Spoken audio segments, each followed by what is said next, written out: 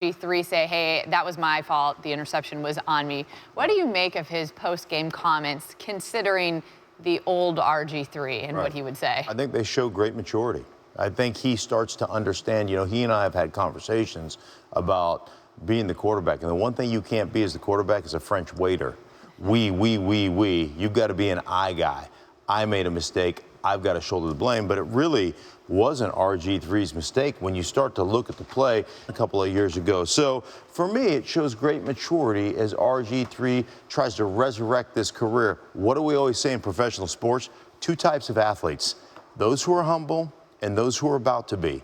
He was humbled in Washington, and you see him taking responsibility for his game. And that, for me, I feel like a proud father. Good for you, RG3, because that's the way it needs to be. If he is still the starting quarterback for the Browns for their season opener, which everyone believes should be the plan, he would be the 25th starting quarterback that they have had there in Cleveland since '99. That's the most of any team over that span, according to Elias. And listen, he takes the blame. You can see whose fault it is on tape, so the tape's always going to reveal itself. You just say it's your fault. Everything that goes wrong here is my fault, right, Matt Berry? He takes the 2-1 lead, and that's how they would win it. Craig Burley with us this morning. So Leicester See, what City... better way to win a game and start a Premier League season than a Scotsman scoring the winning goal in England like Robert Snodgrass? We drew that up for you. We don't get much praise these days. We haven't got very many good players, but we've got one in the Premier League. So that was your big takeaway from this game, Craig? I'm hanging my hat on that. Scotland's hopes rest on that one guy.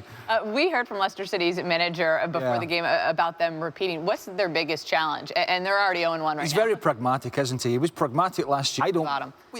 No, I don't buy into that. So it's a disappointing start for the season. It is only match day one. They have got time to come back. But I think a bit of realism here for Leicester City. Last year was great, but those players... Take two of RG3 has already shown major signs of improvement, at least in post-game interviews. Last night, the quarterback did something that he didn't always do when in Washington. He shouldered blame. And he didn't just play like the leader of the team. He sounded like it as well when he was owning an interception. As for the rest of his debut, Bob Holtzman with more on that performance. Forget four quarters. The superstars are going to see the sidelines, and the end result's not going to really matter.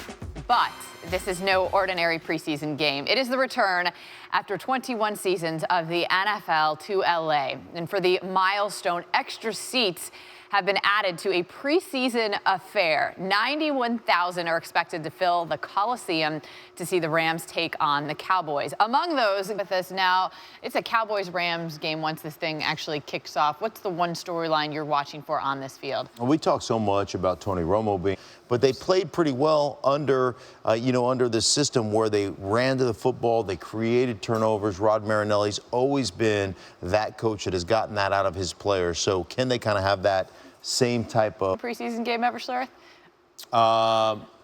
No, I don't think for sure exciting, at least at kickoff, and then it's a preseason game. Yeah. But not to the folks out there in Los Angeles. As Matt Berry would say, it's a friendly.